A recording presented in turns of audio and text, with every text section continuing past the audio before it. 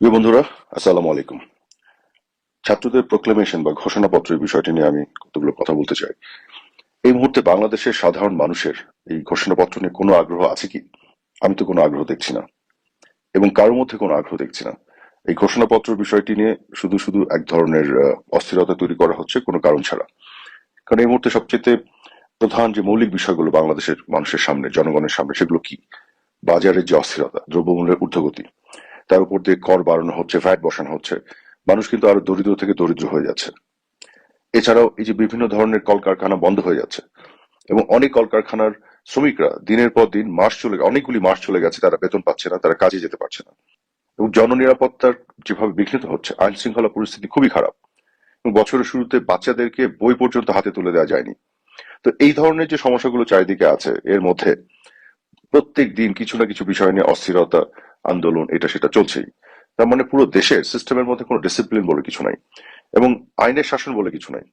আওয়ামী লীগের নেতাকর্মীদের, শুধু আওয়ামী লীগের নেতাকর্মী না, মুক্তিযুদ্ধের চেতনার পক্ষে বিশ্বাসী যে কোনো পেশার মানুষকে বিভিন্নভাবে মিথ্যা মামলা দিয়ে হয়রানি করা হচ্ছে, তাদেরকে জেলে নেওয়া হচ্ছে, রিমান্ডে নেওয়া হচ্ছে। এই ধরনের অদ্ভুত একটা অস্বাভাবিক, অসুস্থ একটা পরিবেশ তৈরি করে রাখা আছে।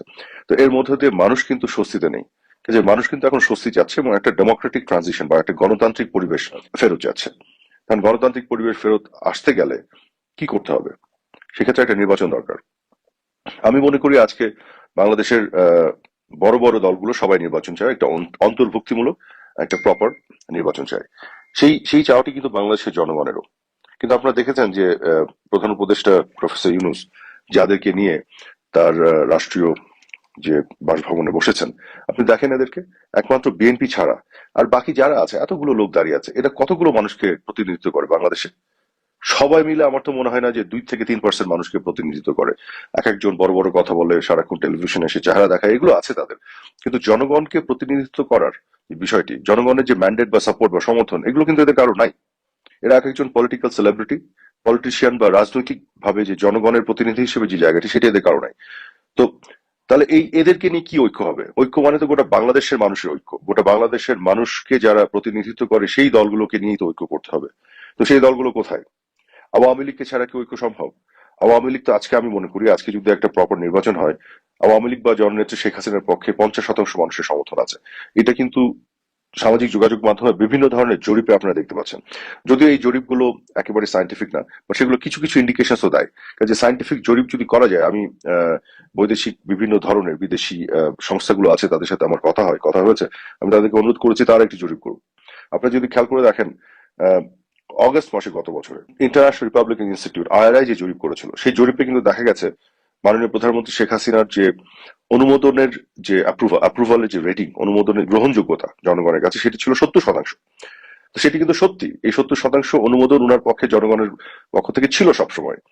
এখন যেটি হয়েছে, কোটা আন্দোলনকে ঘিরে একটি পরিস্থিতি তৈরি হয়েছে, এখানে আমাদের কিছু সিদ্ধান্ত গ্রহণে ভুলভ্রান্তি অবশ্যই ছিল।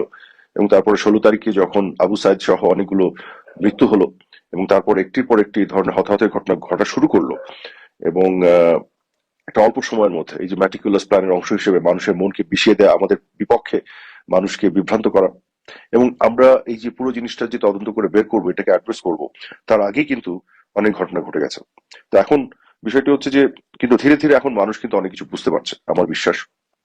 মানুষের বক্তব্যগুলো কিন্তু সামাজিক যোগাযোগ মাধ্যমে আসছে, এবং তৃণমূলে বিভিন্ন জনের কথাবার্তায় বোঝা যাচ্ছে যে আসলে শেখ হাসিনা যেভাবে দেশ চালিয়েছিলেন, পুরো সময়টা যদি খেয়াল করেন, যখন কোভিড-19 আসলো, তারপরে একটা চ্যালেঞ্জিং বাস্তবতা তৈরি হয়েছিল, তারপরে ইউক্রেন রাশিয়া যুদ্ধের পরে আর একটা চ্যালেঞ্জিং বাস্তবতা তৈরি হয়েছিল, কিন্তু সেই চ্যালেঞ্জকেও কিন্তু উনি মোকাবেলা করেছিলেন। তার আগে 12 বছর একযুক্ত চমৎকার একটি শাসন ব্যবস্থা উনি বাংলাদেশকে উপহার দিয়েছিলেন। বাংলাদেশের মানে লোডশেডিং পুরোটা বাংলাদেশ থেকে চলে গিয়েছিল, প্রত্যেকটি ঘরে ঘরে বিদ্যুৎ দেওয়া থেকে শুরু করে দ্রব্যমূল্যের যে নিয়ন্ত্রণ ছিল বাজারের উপরে, এবং সিঙ্গেল ডিজিটে 7.6%-এর মতন ইনফ্লেশন ছিল। সব দিক থেকে একটা ভালো অবস্থায় ছিল তখন বাংলাদেশ। যাই হোক, কোভিড কোভিড যখন আসলো, সেটিও যেভাবে মোকাবেলা করেছিলেন মাননীয় প্রধানমন্ত্রী, তার নেতৃত্বে বাংলাদেশে আওয়ামী লীগ সরকার, এটিও তো মানুষের মনে আছে অনেকেরই, অনেকে হয়তো ভুলে গেছেন, কিন্তু অনেকেরই মনে আছে। তো সব মিলিয়ে আমরা যেটি বলতে যাচ্ছি, আজকে যে একটা দুরবস্থা চারিদিকে, মানবাধিকার বলে কিছু নাই, গণমাধ্যমের স্বাধীনতা বলে কিছু নাই। 296 জন সাংবাদিকের বিরুদ্ধে 600টি মামলা করা আছে, 18 জন সাংবাদিক এখন জেলে। চিন্তা করে দেখুন। এবং একটি গণমাধ্যমও নাই যারা সরকারের সমালোচনা করতে পারে। বা আমরা যে স্টেটমেন্ট দেই, আমাদের কোনো স্টেটমেন্ট ক্যারি করার সাহস দেখাতে পারে, কারণ তাদেরকে বলে দেয়া আছে যে এটা যাতে তারা না করে। তো এই তো হলো দেশের অবস্থা। তো জননিরাপত্তা নাই, দ্রব্যমূল্যের ঊর্ধ্বগতি একেবারে চরম শিখরে, এর মধ্যে কর আরোপ করে দেশের মানুষকে একেবারে নাভিশ্বাস উঠে দেয়। এর মধ্যে এই যে ঘোষণাপত্র আর প্রোক্লেমেশনের নামে এইসব যে মানে কি বলবো, এগুলোকে মানুষ একটা এক ধরনের জোক হিসেবে নিচ্ছে, এক ধরনের মানে উপহাস হিসেবে নিচ্ছে। এগুলোর কোনো গ্রহণযোগ্যতা নাই। আর বিএনপি ছাড়া বাকি যে দলগুলোকে নিয়ে বসে জাতীয় ঐক্যমতের কথা বলা হচ্ছে, এটাও একটা আরেক ধরনের হাস্যকর বিষয় তৈরি করছে। কাজে এইসব নাটক না করে আমি যেটা মনে করি, সত্যিকার অর্থে ডেমোক্রেটিক ট্রানজিশনের জন্য অতি শীঘ্রই একটা নির্বাচন, এবং সেই নির্বাচন আহ, একেবারে অন্তর্ভুক্তিমূলক নির্বাচন হতে হবে, প্রপার একটা নির্বাচন, এবং সেই নির্বাচনের মাধ্যমে যে সংসদ আসবে, জনগণের সংসদ, সেই সংসদই সাংবিধানিক রিফর্মস থেকে শুরু করে যা যা করতে হয় সবকিছু করবে। এবং সেই সংসদে যারা মেজরিটি থাকবে তারা সরকার গঠন করবে, দেশ চালাবে।